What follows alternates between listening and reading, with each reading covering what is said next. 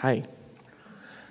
My question is about the role that animals play with us, cats specifically.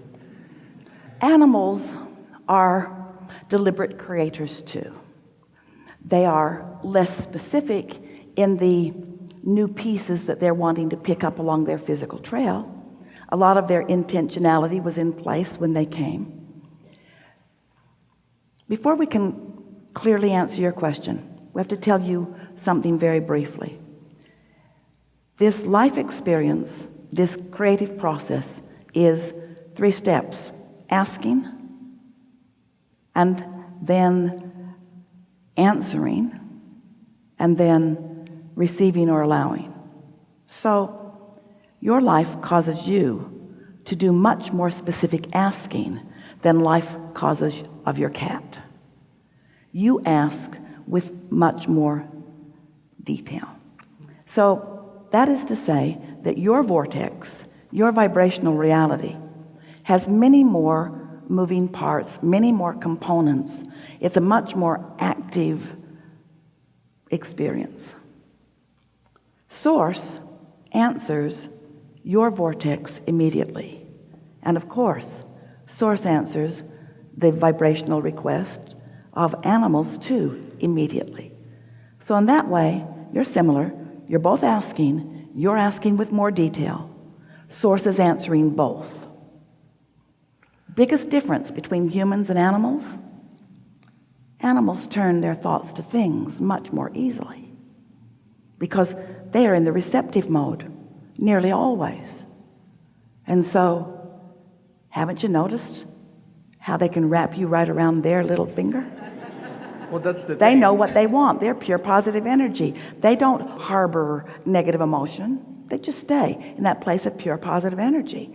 And we would like to say that no matter how it looks to you, 100% of the time, they are getting what they most want, no matter what, no matter how it looks to you. What I'm trying to figure out, I get that, is how can I have a more peaceful interaction, because they're very deliberate and there are some behaviors that I just can't seem to make sense of. I know. Well, if you do enough focus wheels, you will like to eat worms. So, are you wanting to modify the behavior of your cat? I want to understand what they're trying to say with the things that they're doing. So if they Mostly, I'm happy, I'll get what I want, don't fuss over me, play with me when I want to play, otherwise get lost. I've heard things like animals, they're source, they're with us for a reason, especially pets. Because they are here to emphasize what the art of allowing is. They demonstrate receptive mode, and that's their biggest value to you. How can I benefit from consistent, peeing over my couch? How can I benefit from fighting all the time? It's not helping me get in the vortex. I'm trying to get in the vortex, and they're fighting, peeing, meowing, all these things, and I'm just that's not helping me get into alignment unless it's supposed to be a challenge. Well, when we had the conversation with your cat, this is how that conversation went. The cat says to us on a regular basis, they all say essentially the same thing. We like to be outside. When we're outside, we can pick our place to pee. And when we're inside, we like to pick our place to pee also. Point taken.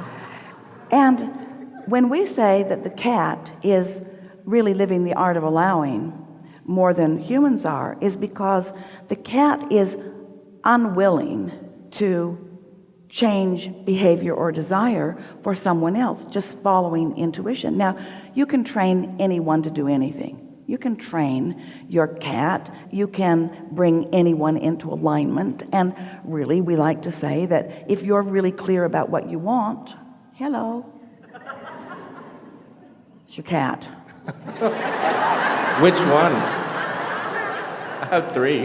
That if once you're having an experience that you don't like, you're putting rockets of desire into your vortex. Right. But If the cat's behavior has your attention more than your vortex has your attention, then you're not offering any positive influence over the cat. The cat will be a cooperative component. The cat doesn't want to be an uncooperative component. The cat is following the path of its least resistance. And the cat is not as picky about its path of least resistance as you are. And so if you are really wanting to evoke from anyone behavior that is more pleasing to you, you've got to get your attention on the pleasing behavior and off the unpleasing behavior. And that's a discipline that most don't have, because when you find something that you don't want, you give your attention to it. And when you give your attention to it, you shine a spotlight on it and you offer a vibration about it. And the cat thinks that must be the place I'm supposed to pee, because that's where all of the attention is, you see. That's where all of the attention is. If you would put your attention on what you want and take your attention off of what you don't want, your cat will show you what your power of influence is. But you see, most people, whether they're dealing with other humans or whether they're dealing with pets, most really believe that their well-being hinges upon their control of behavior that they don't like. So when you set out to control behavior that you don't like, where's your attention? Where's your vibration? What's your point of attraction? What becomes the point of attraction? And all cooperative components. Cats that have never been in your house will come and pee on the same spot. Ouch. And you all say, oh, they're just arguing over who gets to mark the territory. We say, no, they're not. They're coming to the pee point of attraction. Yeah, I mean, it's well defined at this point. Okay. Did you hear that? It's the focus thing. It's the. And so, I know it. I mean. So what we're talking about here is it's hard not to notice stuff, isn't it? It smells. But we mean it's hard not to notice anything that you don't want. This is just one example out of many things that happen that you don't like. It's hard not to notice things that you don't want. It's hard not to notice. Right. But as long as you're noticing, then you're keeping your active vibration alive. And even more, you are separating yourself vibrationally from what you really prefer by giving your attention to what is. Right. So here's something that will be fun for you. All right. When we talk about this vibrational reality, do you accept that it is a reality? Yes. Even though you can't see it or hear it or smell it or taste, well, we could leave the smell part out. Even though you can't see it or hear it, so there is a vibrational reality. You accept that. Where my house smells good all the time. Yes. And my couch is dry. But you're talking about something other than the vibrational reality. You're talking about what is. You're talking about what has manifested. You're talking about old news. Anything that's happening right now is old news, because the vibration flowed a long time ago. Right. And it took time for it to manifest into something that is tangible. But even when it's happening right now, in terms of what you're hearing or seeing or so forth, it's old news, because the new stuff is in this vibrational reality. So if you could just for a little while, we know it's not easy, especially under extreme conditions, if you could notice less of what is and talk more about what you desire on that subject and all others, you will become every day more a vibrational match to your own preferences. Okay. And anything that does not match that preference will vibrate out of your experience.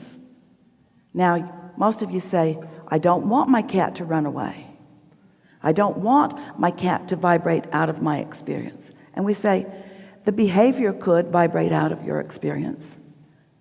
So we said to you that the cat's inclination is different than your desire. Have you ever been in a relationship with someone who wanted to do things differently than you do? And so is it always a compromise where one of you gives in? Okay, cat, you can pee on the couch. Or I'm bigger than you are. No, you cannot. And the cat says, try and stop me.